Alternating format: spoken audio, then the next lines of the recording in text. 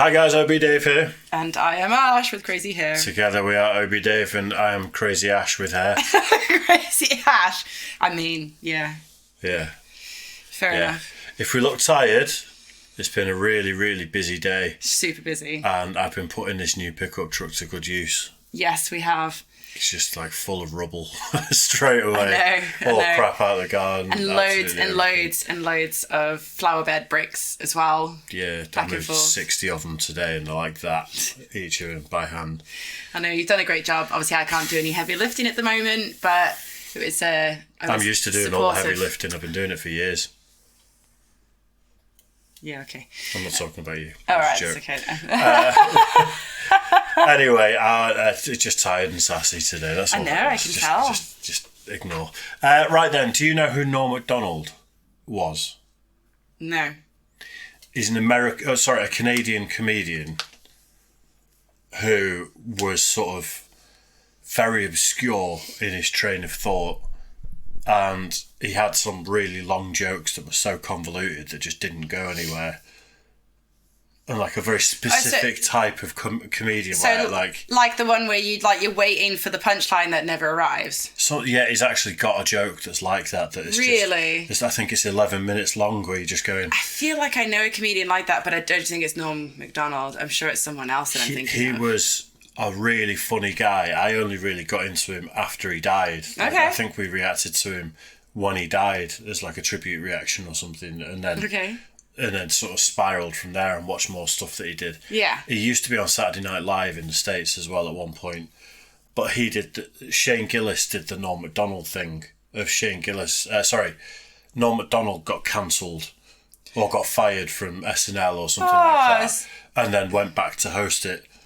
So just like Shane Gillis. Yes, I think Shane Gillis was the second person to do it. Wow. And when Shane Gillis got cancelled, Norm Macdonald actually reached out to him to say, it's going to be all right, keep your chin up. Oh, so it's only, when you say he died like two years ago maybe. Something. He had cancer and he didn't tell anyone. And he carried on just doing stuff, and there's like one of his last ever sets that someone filmed on a phone is on YouTube, and he just didn't tell anyone, and then I suppose some people don't want the complication of being like looked after or mithered. Especially when you're famous as well. Maybe you just don't want all of the outcry and stuff. You just want a peaceful... My nana did that. Like, she didn't want to go through chemotherapy. So when she found out... I mean, she was in her 60s when she found out she had breast cancer. Yeah. And she's just like, I don't want to lose my hair. I've had a good life. I'm just going to keep this quiet because I know the family will force me into, obviously, having therapy. Yeah. And then when she had 3 months or 4 months to live, she told us all. And we all got, obviously, final moments with her over those few months. It was sad watching her decline, but it was nice because we knew what was happening. It wasn't sudden. Yeah. And similar to Sean Locke as well. I suspected he was ill for a couple of years, didn't I? Like watching 8 out of 10 Cats and things like that. Well, what's that actor's name who played Black Panther? Chad. Is it Chad? I know what you mean. But anyway, we're digressing massively. This is Norm Macdonald jokes that will make your jaw drop. Okay. I feel like my eyes are super dry. I'm so tired. So what? But I looked on because I like learning on my Wikipedia, because I was wondering about fame, the nature of fame, because it's changed so much, And when I was young, it was one thing, and now it's a whole different thing. And I was wondering how many people have been to the moon, like have actually walked on the moon. So I looked on my magic telephone and I found out only 13 or 14 in the entire history of the world. You would think that would make you very, very famous. But no, the last guy who walked, now you'd think he would be famous for being the last guy to be on the moon. His name was... Why is it doing this again? I don't know, but I'm going to drop the... It's already down. It just doesn't like some videos, so if you see a cut there, I'm going to start it again and we'll just hope for the best. It's done this to us with... we'll just hope for the best. Don't touch anything. Okay. But I looked on because I like learning on my Wikipedia, because I was wondering about fame, the nature of fame, because it's changed so much, you know? And when I was young, it was one thing, and now it's a whole different thing. And I was wondering how many people have been to the moon, like have actually walked on the moon. So I looked on my magic telephone and I found out only 13 or 14 in the entire history of the world. You would think that would make you very, very famous. But no, the last guy who walked, now you'd think he would be famous for being the last guy to be on the moon. His name was Harrison Schmitt. Now, who ever heard of him? Meanwhile, he goes all the way to the moon, hangs around there for a while, and comes back. He's not famous, but a girl with a giant ass is famous. When I was young, a man who went to the moon was famous. And a lady with a giant ass, you'd go, can you stand over there? Because this is... I one time worked for Otis Elevator. I don't know if you know who they are. Who? Otis Elevators. They make elevators. Okay. It's a company. And they wanted me to come up with a slogan. I thought I had a great one. Otis Elevators, they never let you down. But... Oh my God. When you're writing, you learn. That is such a dad joke. There's Stephen Merchant sat next to him as well. Did you notice? I didn't notice, no. A lot of his are like, there's borderline sort of racist, there's just misogynistic, but he's just a joke teller, like a classic joke teller. Yeah. He just thinks in that sort of way. Fair enough. A lot of that. I went to a guy who was a big writer guy. He told me about things I didn't know about. Metaphors. You ever hear of them? He said, you got to use metaphors. I'm like, what's that? He's like, that's a thing. So a metaphor is like, you can lead a horse to water, but you can't make it drink. So I'm like, what the fuck does that mean? So he's like, that means you can take a person, and you can give him all the information and everything, but he still has to be the one to absorb it himself. So I was like, well, why the fuck didn't you just say that? Like, what? Why do you have to put a horse into it? Like, what? You thought I was so stupid you needed to make it into some fable? Like what? A horse? You're so good at stand-up, you've gotten to the point, you look for jokes that have the same setup as the punchline. You know what I'm talking about? Yes, Can you explain that? I remember one time, that, for instance, I was on a Weekend Update, and there was this guy died, Jerry Rubin, and he was a yippie. Yes. Not a hippie, but a yippie. I remember my dad going, who's that, a goddamn hippie or a yippie, And so anyways, the joke on a Weekend Update was, yippee, Jerry Rubin died last week. Oh, I'm sorry, that should read, yippee, Jerry Rubin died last week. Sorry about that. I'm sorry. My mistake completely. I didn't read it right.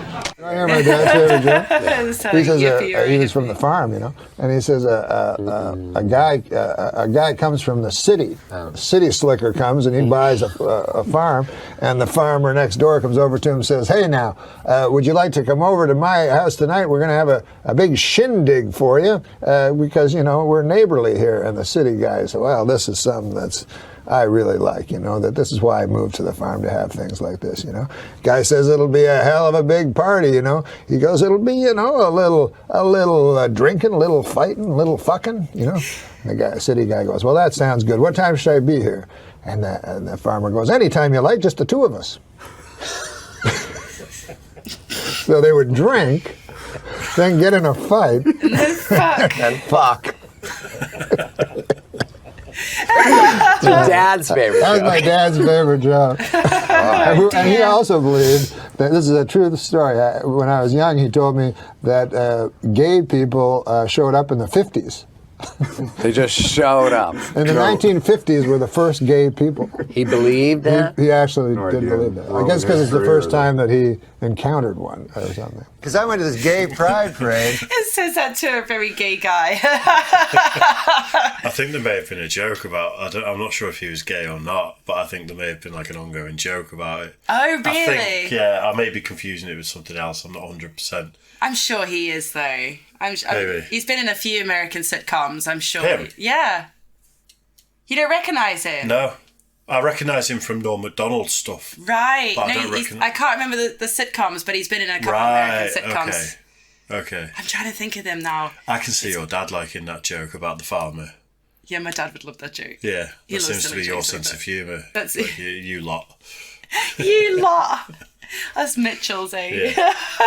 That's because it's the first time that he encountered one or something. Because I went to this gay pride parade, and I saw in it there were these old men and old ladies like with these signs that said, "We are proud of our gay son," you know? And so I was saying, that's an odd thing to be proud of, you know, because it's not an achievement, you know? It's not like something you work all your life to be gay or anything like that. And I just wondered, I had a hard time believing that these 50, 60-year-old men are actually bragging, you know, at work like they're, "Hey, Bill, you know, my kid, oh my God, we're proud of him, Johnny. He graduated from Harvard, you know, a first in his class, you know what I mean? Now he's articling over at a law firm, and, oh yeah, he loves cock." You know? This kid. Do you think this would be funny, just as a practical joke, if you just wrote a suicide note and just blamed some random guy? Do you think that would be, you know what I mean? You know, like your barber or something like that, you know, you go, "It was all Ralph Abernathy's fault." Oh, God. Because you know the police would be compelled to go to Abernathy's barbershop and go, "Have you ever heard of a fellow named Norm Macdonald?" I go, "Yeah, he'd come in every couple of months for a trim." "Oh, okay. Well, anyways, he took his life because of you."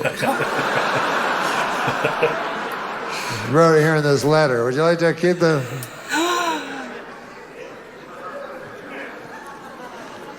And then Ralph Abernathy would have to spend the rest of his life walking down.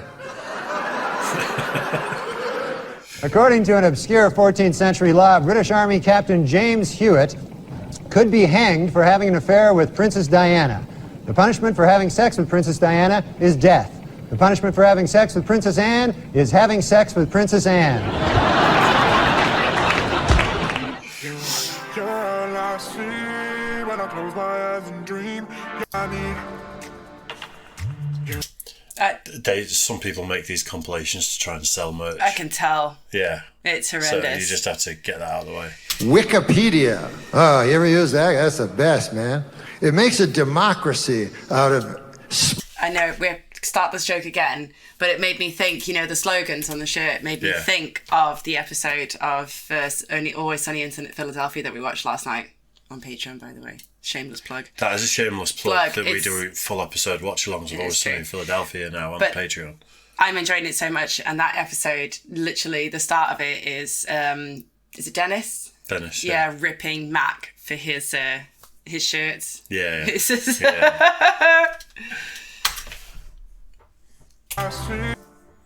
that's what I like about the magic phone. Wikipedia. Oh, you ever use that? That's the best, man. It makes a democracy out of smartness. Everybody's equal now. You know, used to be a guy would go to school 5-6 years, and then he'd talk to me, and I'd be like, ah. But now it's all different. I got my magic phone in my pocket. So a guy will say to me, he'll go, "Hey, Norm, you ever hear of a fella that went by the name of Claude Monet?" And I go, "Why, of course I have. I got to go to the bathroom." And I'm in there 20, 25 minutes, and I come back.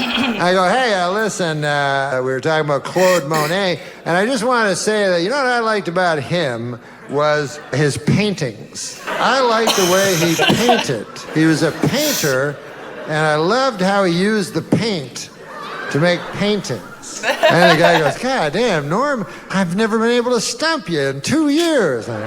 In what is considered a remarkably short period of time, the head of the Federal Advisory Board, Dr. Peter Mellman, has given speedy approval to a controversial new anti-obesity drug.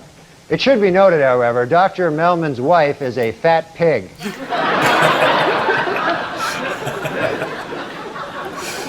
I know you're from Canada. Yes. And you get rural Canada, deep rural Canada. And you get back there much and see the old gang, the old chums? God, yeah. You know, I grew up, we didn't know the things that you do in the city. City folks. Yeah. I remember when my dad, when I was young, he took me to the first time we ever went to the city. and we saw an elevator. And by God, my dad didn't know what it was, and I didn't know what it was. Mm-hmm. And we see the doors, it was just magic doors to us. That's what my dad called it. The doors open, and a big, fat, old, ugly woman in a wheelchair got in. Mm-hmm. And then the doors closed. And then the doors open again, and a beautiful blonde walks out. And my dad says, quick, go get your mother. Now, that guy was listen, he was a dirty dog, but he was a good man. He's a good man, uh-huh. When people commit suicide, no one ever understands. You know what I mean? People commit suicide, people go, I don't understand why. And I go, you don't? Well, you live in a cotton candy house or something? What the fuck? You don't know about life? Yeah. How it only disappoints and gets worse and worse until it ends in a catastrophe? What the fuck? There's two reasons guys will hang themselves from the neck. One is, like we said, to escape this worthless masquerade of a life we pretend we have. And the second reason we hang ourselves from the neck is to whack off. These guys, I don't understand. It's called autoerotic asphyxiation. It's a big fancy word, but it's a filthy thing. And this is my problem with it. The risk reward is not good. Legend, absolute legend. Oh no, I didn't realise I've never ever seen him, but he seems to have had like his own like news presenting. That was on Saturday Night Live, so he had his own segment called Weekend Update. I thought it might have been like Alan Partridge, Yeah. The thing is, I don't know how much we should of react Norm. to Alan Partridge, by the way. I don't know how much of him was a character. I don't particularly think he was. I think he just had a very obscure train of thought. Fair enough. And he revelled in the uncomfortableness. So, like, sometimes he'd go on stage and purposely bomb and do really badly because he just enjoyed Everyone the crowd being not getting what he's on about and him just yeah. throwing weird things out there and stuff. Fair enough. So, what do you think? He's good. He's really funny. I like the way he leads in with the jokes. It seems so like innocent, and then he just goes bam. You think he's telling a story, don't you? Yeah. And then he hits you with the old school like one-liner reverse card. Yeah, it's so like that funny. old school type of joke. But the build up to it is just goes on and on and on. I think he was great. I really enjoyed it. I like it. His dad must have been a real laugh. Quick, go get your mother. Yeah, nice. Right then, if you want to see a bit more Norm Macdonald on the channel, just Yes. let us know. Ash enjoyed it, so I think we will be doing more. Yes. Apologies for the camera glitching out and stuff. God knows why it's doing it at the moment, but we will figure it out. Eventually. Because it's annoying. It is. But anyway, yeah, cheers for the support as always, and we will see you all very, very soon. Bye, guys.